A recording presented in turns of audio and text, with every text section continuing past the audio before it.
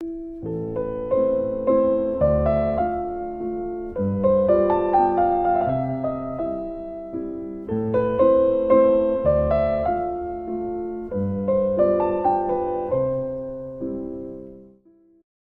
était debout dans la cour au garde-à-vous, alignés en carré comme des cons à chanter « Maréchal, nous voilà, devant toi le sauveur de la France ». On grelottait. Le vent glacé plaquait sur nos blouses trouées d'encre de tourbillonnantes torsades de feuilles mortes. J'avais 10 ans. C'était la guerre. Je n'étais que désir. Avide de l'instant à vivre, j'avais très peu l'intelligence de la chose vécue. Quand il m'arrivait de comprendre, c'était trop tard. L'événement était hors d'atteinte, la bagarre finie, la récréation terminée. De ce décalage, entre le surgissement de l'instant et ce que j'en percevais après coup, j'éprouvais dans ma relation au temps un déconcertant sentiment d'irréalité.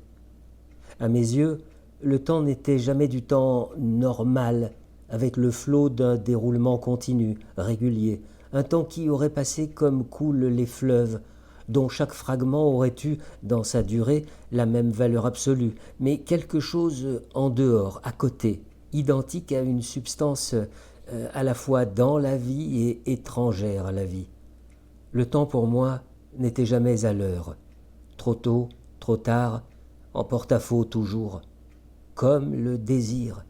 Mais qui comprend le désir et qui comprend le temps? J'habitais l'école. 8 fois par jour, la cloche de la façade rythmant les 2 temps de ma vie ne sonnait que pour m'en rappeler le sens immuable. En haut, ma maison, les miens, ma chambre, les devoirs. En bas, les salles de classe, les autres, l'énigme des autres. Les trains passaient.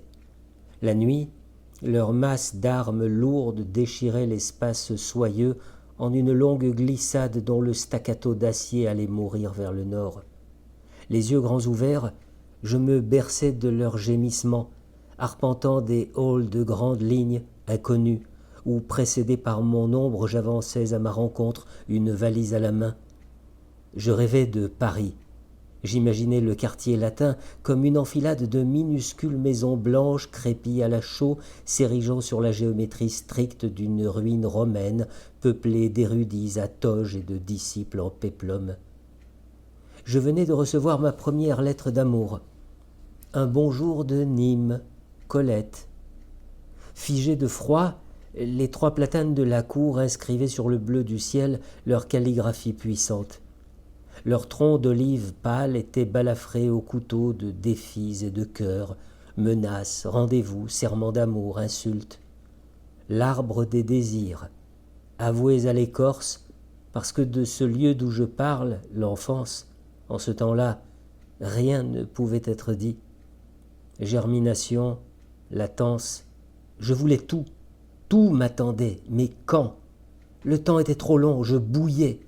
De même qu'il y avait un temps et le temps, de même s'enchevêtraient les désirs et le désir. Confusément, j'avais beau pressentir qu'une coupure les liait l'un à l'autre, comment aurais-je pu, à 10 ans, concevoir qu'une simple consonne en était la cause, la 15e de l'alphabet, le S, qui a le pouvoir, dès lors qu'il colle au mot comme un ultime signe, de nous en dérober le sens sous d'innombrables leurres. Mais les dire innombrables, paradoxalement, revient à pouvoir les compter, car même à l'infini, un nombre se dénombre. En fait, telle est dans un premier temps son unique fonction de nombre, être dénombré, ce qui ne signifie pas pour autant qu'on le déchiffre. Dénombrer relève de l'arithmétique. Déchiffrer implique la révélation d'un sens, celui du désir précisément. Le drapeau arrivait à la pointe du mât. On se mettait en rang et l'on rentrait en classe. Qui disait-on? Je ne sais plus. J'étais d'humeur rêveuse. Comme tous les enfants, je détestais l'enfance. L'amour de l'enfance, c'est pour les adultes, quand ils n'ont plus à se souvenir qu'il fallait demander la permission. Je voulais être vieux, avoir l'accès du temps qui était l'accès des choses. La guerre délicieusement en troublaient l'ordre. Les péchés singuliers, si graves la veille, s'absolvaient dans l'affolement des paniques collectives. La moindre fusillade suspendait la sanction d'une leçon non apprise. Un survol d'avion, un train qu'on mitraillait, l'hiver, soudain tissé d'épices fortes, nous apportait ce fabuleux présent, le désordre, qui mettait par instant toute loi hors la loi. Mon père, un soir, poussa vers moi une petite fille. Je ne l'avais jamais vue, elle avait mon âge. « C'est ta cousine, me dit-il. Elle s'appelle Lisa. » Jusqu'alors, nul ne m'avait jamais parlé de cette cousine qui brusquement me tombait du ciel. Elle était timide, brune et douce, avec de grands yeux dont le vert instantanément me chavira. Cet après-midi-là, j'avais fait d'interminables glissades sur des prés gorgés d'eau devenus patinoires éblouissantes au soleil glacé de l'hiver. Les jours suivants, mon père crut bon de me répéter ce que je devais répondre à quiconque me poserait des questions sur la présence de Lisa à la maison. « C'est ma cousine, dis-je. Elle faisait déjà partie de ma vie. » Un matin, elle en disparut aussi subitement qu'elle y avait fait irruption. Je ne devais la revoir que 15 ans plus tard à Paris. Je lui avais donné rendez-vous. Quand elle entra dans le café, sa beauté, soudain éclaboussant la terrasse, créa un silence. Elle était mannequin. Peu après qu'elle eut séjourné avec nous, sa famille avait réussi à s'enfuir au Portugal pour y attendre la fin de la guerre. Nous nous dévisagions, heureux que le hasard, une nouvelle fois, ait voulu qu'on se croise. Nos vers à peine finis, nous nous levâmes d'un même mouvement. C'était une étincelante après-midi de printemps, mais nous n'avions rien à nous dire. J'étais un homme qui avait connu, enfant, une petite fille. Elle, une femme, ayant croisé jadis, quand elle avait 10 ans, un petit garçon. 2 passages esquissés, à contretemps sans doute. Temps et désir, c'était raté. Était-ce pour autant un ratage ? Ce qu'il n'a pas, dit Platon dans le banquet, il le désire. Autrement dit, lorsqu'on l'a, on ne le désire plus. Autant savoir ce qui en découle, on ne désire que ce que l'on n'a pas. Le temps, de son côté, en modifie la courbe. L'a-t-on trop tôt ? On ne l'a pas assez désiré. La jouissance y fait défaut. Trop tard, on n'en veut plus. Question d'instant, d'interférence. Pour que s'opère la jonction du désir et du temps, plus improbable encore que l'arrimage en plein ciel de 2 corps en chute libre, il y faut ce nécessaire et permanent miracle, le timing.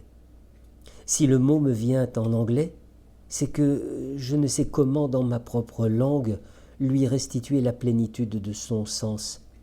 Synchrone, en temps voulu, propice, scansion, tempo, mais tempo est italien, concordance, moment, timing, très exactement. Quelque chose entre l'instant d'avant et l'instant d'après, l'instant d'incandescence, au lieu rigoureux où se produit la mise en acte du désir et du temps. Hors de ce point parfait, le point d'avènement des choses, rien ne se passe, rien ne s'enflamme, rien de naît. Encore faut-il, pour provoquer la mise à feu du système, qu'un détonateur commun lui en fournisse l'étincelle. C'est le langage. À la différence du reste de la création, l'être humain est un être parlant. Donc il parle. Pour dire quoi ?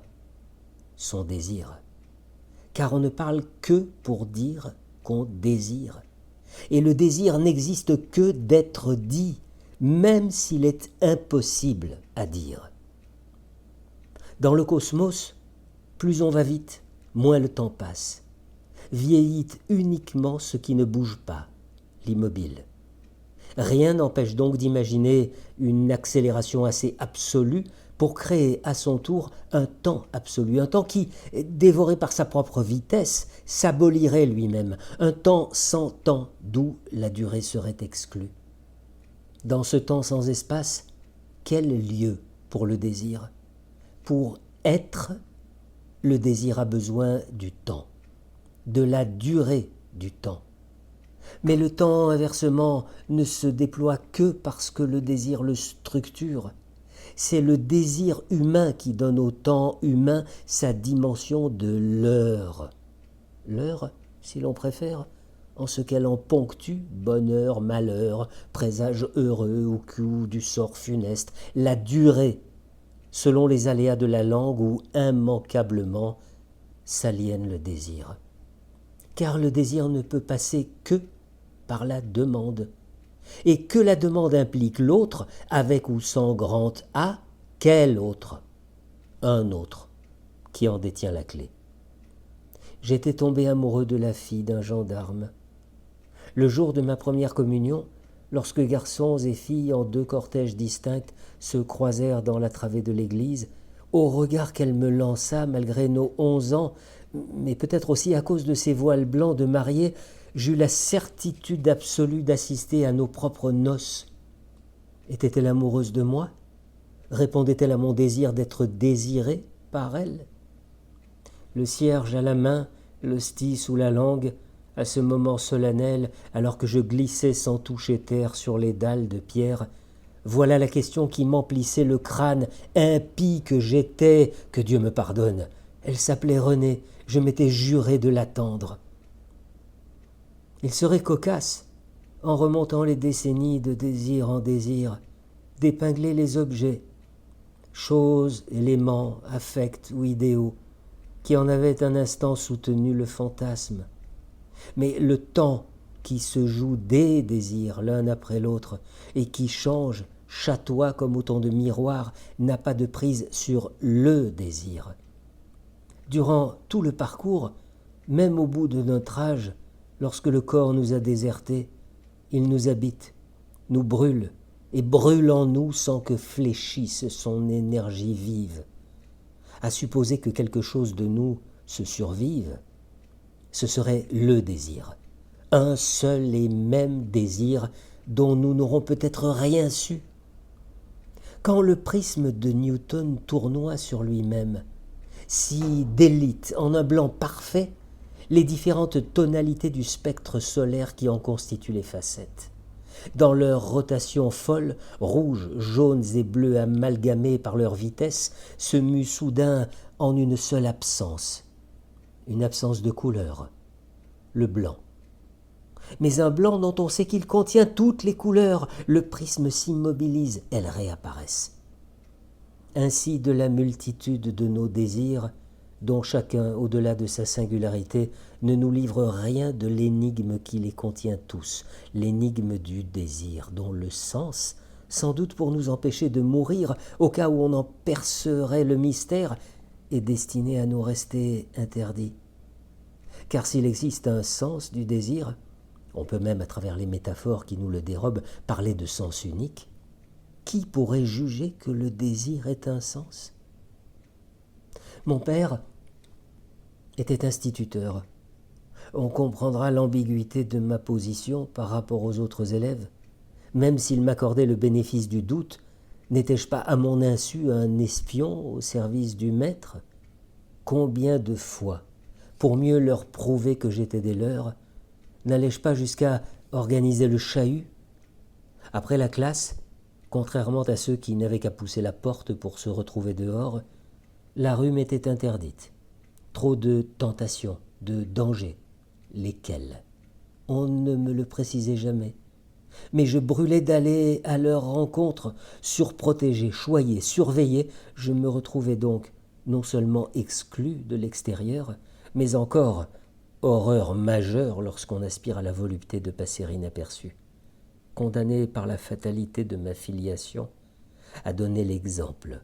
Je me devais, paraît-il, la forme pronominale indiquait surtout que je le devais d'abord à ceux qui l'exigeaient de moi, d'être le premier de la classe, poli, respectueux, propre, lisse, coiffé, alors que ma seule ambition était d'être intégré à part entière au ramassis flamboyant des cancres libres à tignasse rebelles qui partageaient leur temps entre le piquet, l'exclusion, la bagarre et la pêche à main nue dans des ruisseaux où ceux qui nous distillaient leur savoir n'auraient même pas soupçonné l'existence d'une loche.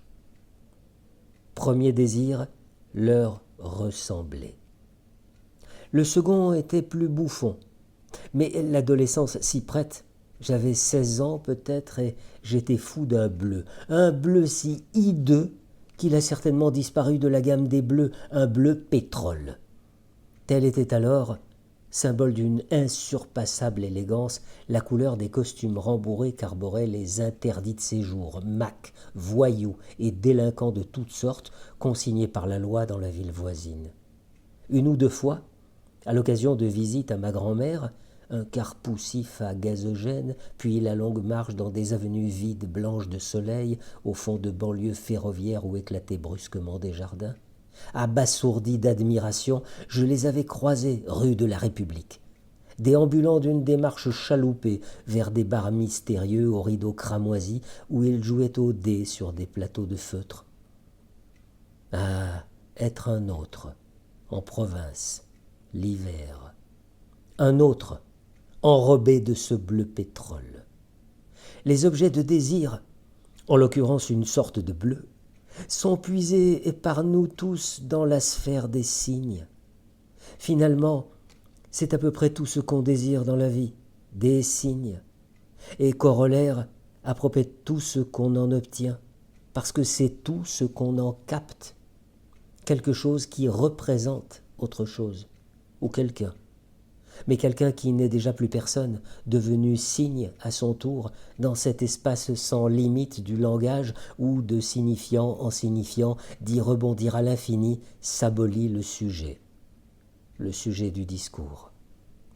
Comme les désirs avec le temps, les souvenirs nous reviennent dans la perspective inversée des chefs-d'œuvre des primitifs, où le statut social des personnages représentés, et lui seul, détermine dans le tableau leur échelle et leur taille. Ainsi, les princes, au-delà de l'horizon, nous apparaissent-ils contre toute logique, la logique de la perspective, bien entendu, 10 fois plus grands que les hommes d'armes du premier plan. La mémoire est soumise à la même déformation. Se moquant de la chronologie, elle nous restitue aussi bien des événements à haute intensité que des souvenirs minuscules, rengaines, images, sons, saveurs.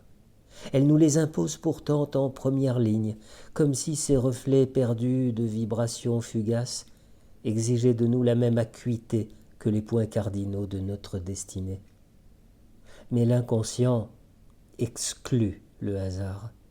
Dans ces bribes de tout et ces fragments de rien que nous renvoie le temps, qui peut savoir, jadis, ce qui nous brûla, et qui peut-être, à notre insu toujours, nous consume. Entre l'essentiel et le dérisoire, où est donc la voie de ce désir sans fin qui, de ne pouvoir se dire, ne cesse jamais d'être dit ?